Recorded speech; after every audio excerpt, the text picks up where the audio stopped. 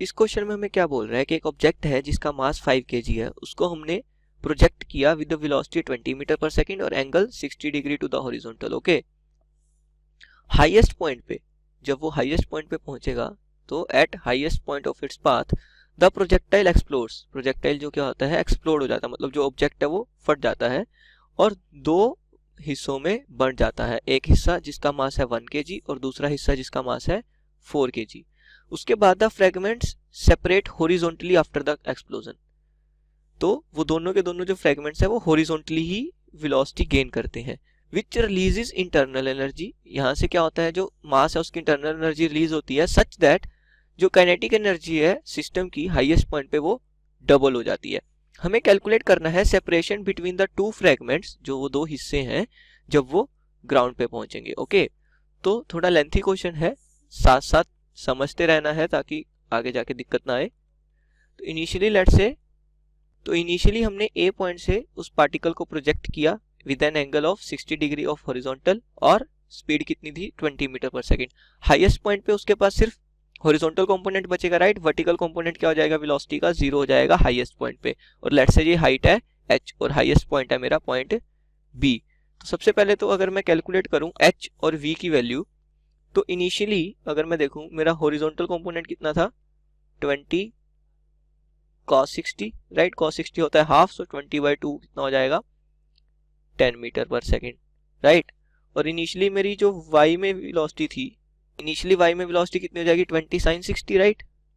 20 sin 60, sin 60 होता है √3/2, सो हो जाएगा 10√3 मीटर पर सेकेंड, राइट। तो ये तो a पॉइंट की बात हो गई। अब b पॉइंट में मेरे को क्या पता है, मेरी फाइनल y में वेलोसिटी क्या है 0 है, राइट।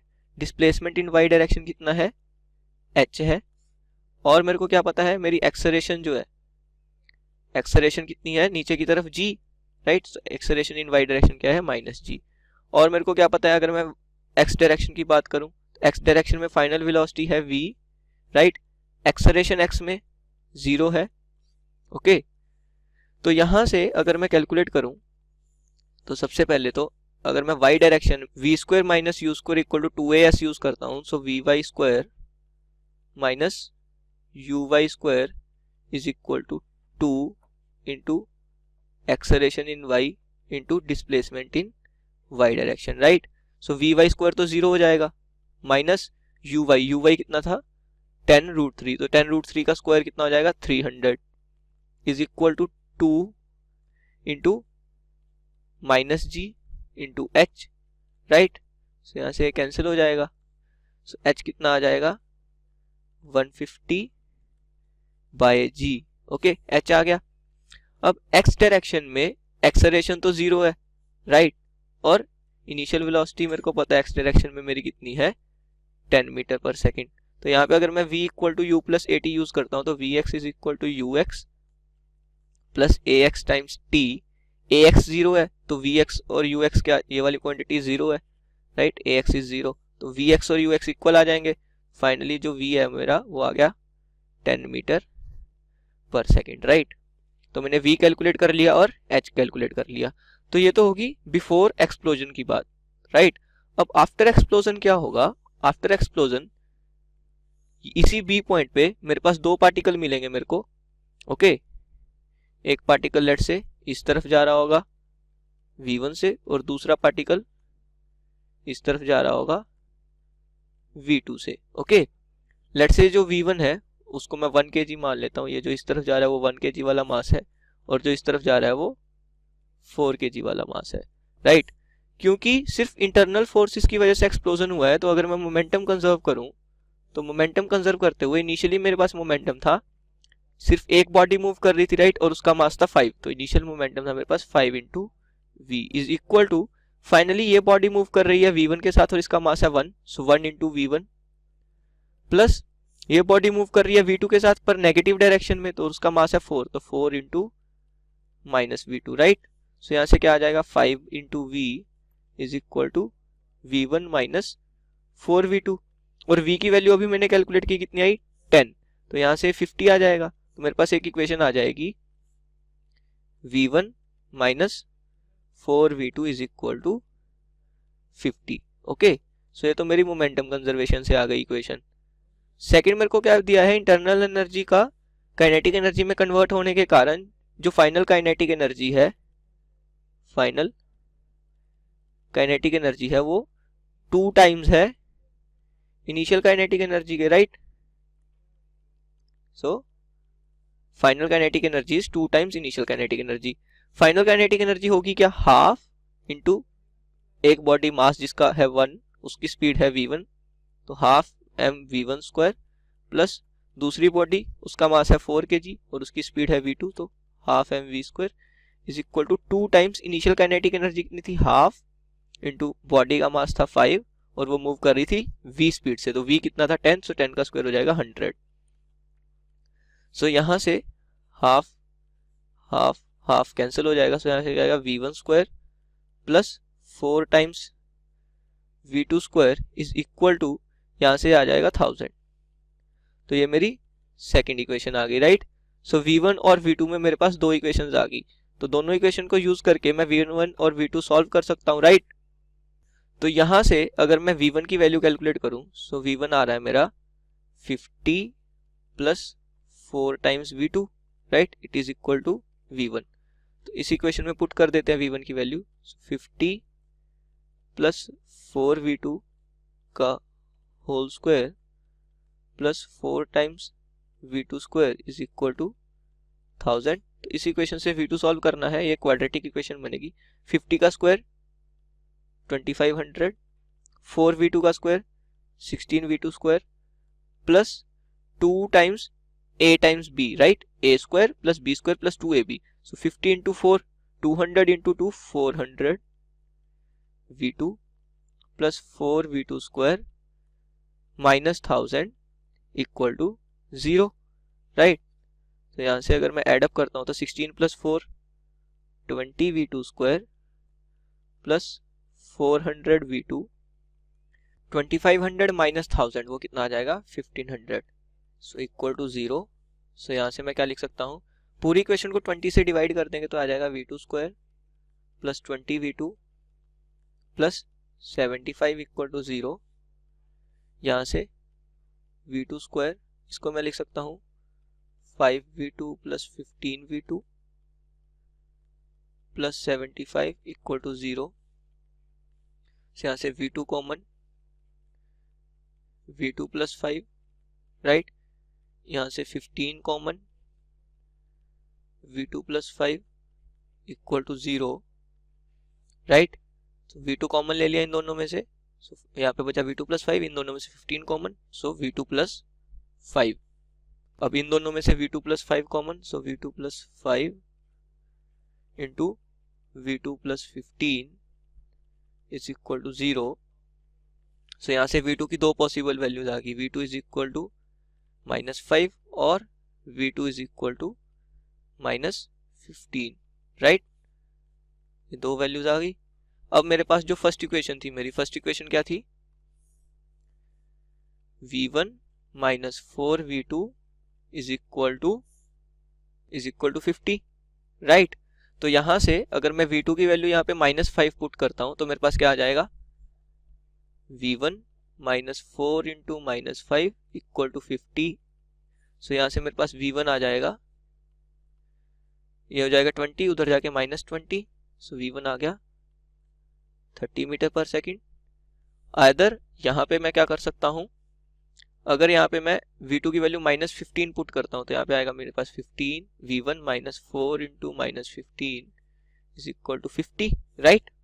तो यहाँ से v1 कितना आ जाएगा, 15 4 से 60, so plus 60 is equal to 50। So यहाँ से मेरे पास v1 आ जाएगा 50 minus 60, that is -10 metre per second, okay. So मेरे पास 2 केस आ गए, एक केस जिसमें v2 -15 और v1 10 हो, और दूसरा केस v2 -5 और v1 कितना हो 30 हो, राइट। तो मैं दोनों केस एज्यूम कर लेता हूं। सबसे पहले तो मैंने v1 आगे माना था और v2 पीछे माना था, तो इस केस में v1 पॉजिटिव आया है, मतलब एक पार्टिकल जो है वो तो आगे ही जा रहा होगा 30 मीटर पर सेकंड के साथ, राइट। v2 मेरा नेगेटिव आया, मतलब मैंने उल्टी डायरेक्शन में v2 माना था, मतलब जो सेकंड पार्टिकल है वो भी आगे की तरफ जा रहा होगा 5 मीटर पर सेकंड से, राइट। तो ये था 1 kg और ये था 4 kg। v2 मैंने माना पीछे था, बट v2 नेगेटिव आ गया, मतलब आगे की तरफ जा रहा होगा 4 kg। इस केस में दोनों अपोजिट आए हैं, मतलब v2 मैंने पीछे माना था, मतलब v2 जो है वो आगे की तरफ जा रहा होगा 15 मीटर पर सेकंड से, और जो v1 है वो मैंने किस तरफ माना था, वो मैंने आगे माना था, मतलब v1 पीछे जा रहा होगा 10 मीटर पर सेकंड से, राइट। ये है मेरा 1 kg और ये है मेरा 4 kg। अब मेरे को निकालना क्या था कि जब वो नीचे पहुंचेंगे ग्राउंड पे तो उनके बीच में डिस्टेंस कितना होगा। तो अगर मैं इन दोनों केसेस को अलग अलग सॉल्व करता हूं, तो इस केस में अगर मैं इसकी रेंज मान लेता हूं, ऑब्वियसली इसकी हॉरिजॉन्टल वेलोसिटी ज्यादा है तो इसकी रेंज ज्यादा होगी r1, और इसकी रेंज मान लेता हूं r2। r1 r2 यहाँ पे क्या है कि जिस पॉइंट से ये एक्सप्लोड हुए बी पॉइंट पे, उससे जब वो ग्राउंड पे गिरेंगे तो उसके बीच में कितना हॉरिजॉन्टल डिस्टेंस होगा, तो r1 और r2। और यहाँ पे इनिशियली अगर मैं बात करूं 1 kg और 4 kg की, तो इनिशियली इनके पास कोई भी वर्टिकल वेलोसिटीज नहीं थी, राइट। मतलब uy कितना था, दोनों के लिए 0 था। दोनों ने वर्टिकल डिस्टेंस कवर कितना करना है, h मैंने ऊपर कैलकुलेट किया था, h आया था 150/g। दोनों के लिए जो वर्टिकल एक्सेलरेशन है वो -g होगी, राइट। तो यहां से अगर मैं टाइम कैलकुलेट करूं, तो टाइम कैलकुलेट करने के लिए s equal to ut plus half at square, so s is equal to u तो 0 है तो ut तो 0 हो जाएगा, हाफ a t स्क्वायर, क्योंकि जो मेरा डिस्प्लेसमेंट है वो नीचे की तरफ है, दोनों को नीचे आना है, तो y में डिस्प्लेसमेंट भी नेगेटिव हो जाएगी। ओके, सो यहां से ये कैंसिल हो जाएगा, 150 इंटू 2 हो जाएगा 300 divided by g square is equal to t square, right. यहां से 150 इंटू 2 हो गया 300, g डिनोमिनेटर में आ गया g स्क्वायर, तो यहां से टाइम आ जाएगा √3 इंटू 10/g, राइट। वो तो इस केस में भी सेम आएगा और इस केस में भी सेम आएगा, क्योंकि दोनों केसेस में वर्टिकल मोशन तो सेम ही है। तो इस केस में जो टाइम आया है, टाइम टेकन, तो दोनों केसेस में क्या आएगा, सेम ही आएगा, क्योंकि वर्टिकल मोशन तो दोनों केसेस में क्या है, सेम है। सो 10√3/g आ गया। अब जस्ट मेरे को रेंज कैलकुलेट करनी है। अब हॉरिजॉन्टल में v1 के पास स्पीड कितनी थी, 30 metre per second, right. v1 था 30 मीटर पर सेकंड, v2 कितना था 5 मीटर पर सेकंड, और दोनों के दोनों आगे की तरफ। तो अगर मैं x एक्सिस के अलोंग डिस्टेंस कैलकुलेट करूं, x में मेरे पास एक्सेलरेशन तो है नहीं, तो डिस्टेंस क्या हो जाएगा, स्पीड इनटू टाइम, तो s1 या फिर जो रेंज मैंने मानी थी वो आ जाएगी 30 इंटू √3 इंटू 10/g। यहाँ से s2 आ जाएगा 5 इंटू √3 इंटू 10/g, राइट। दोनों जो हैं वो आगे की तरफ गिरे हैं, तो उनके बीच का डिस्टेंस आ जाएगा, डिस्टेंस बिटवीन देम आ जाएगा s1 minus s2, s1 greater है। सो s1 माइनस s2 करूंगा तो 10√3/g तो कॉमन ही आ जाएगा, 10√3/g कॉमन आ जाएगा, 30 minus 5 that is 25। Okay, so इसको सॉल्व करेंगे। यहाँ से 10√3/g that is 10√3 by 9.8, g की वैल्यू 9.8 इंटू 25। सो ये वाली जो क्वांटिटी है 10√3 बाय 9.8 वो सॉल्व करके आ जाएगा अप्रोक्सीमेटली 1.77।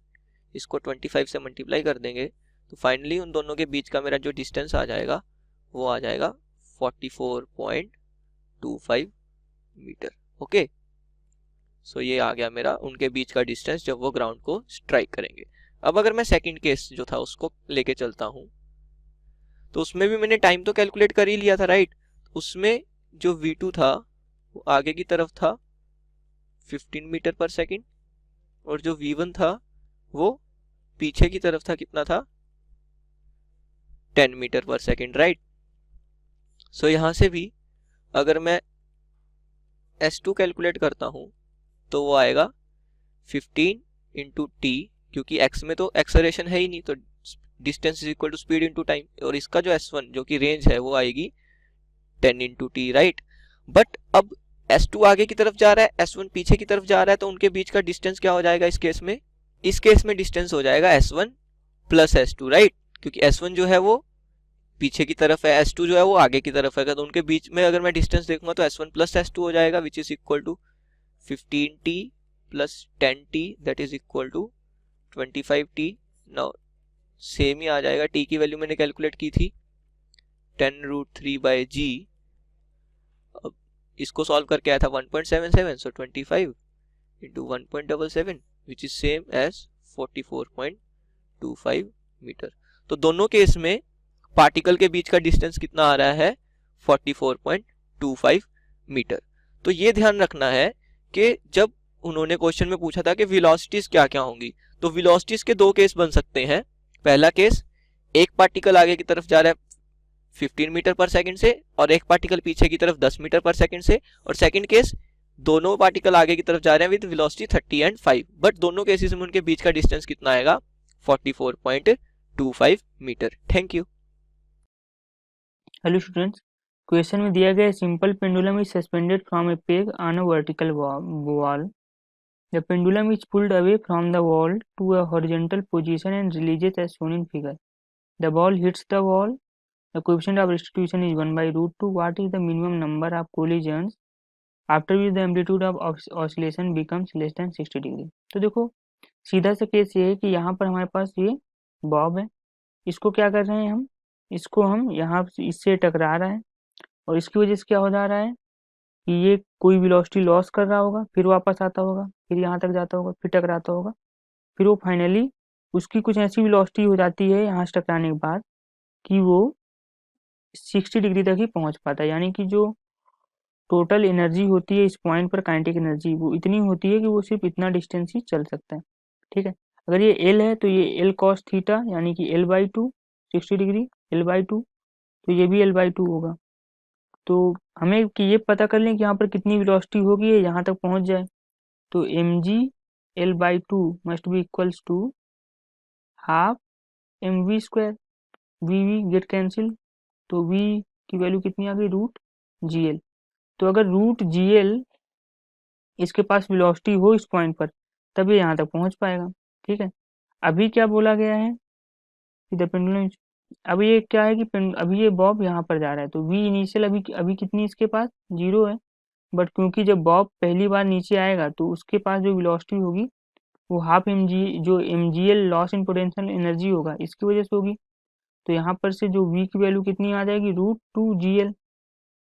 तो √2gl वेलोसिटी अभी है, और हो क्या रहा है कि जब पहली बार यहाँ बॉब टकराएगा तो e जो होगा it is will be equal to velocity of approach into velocity of separation. तो जो वेलोसिटी ऑफ सेपरेशन हो जाएगा सेकेंड टाइम पर ये कितना हो जाएगा?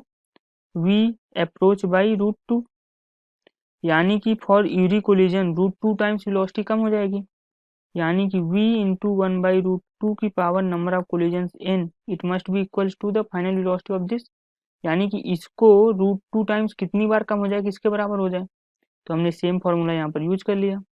v फाइनल, v इनिशियल कितना है? √2gl 1 बाई √2 की power n and it is equals to √gl।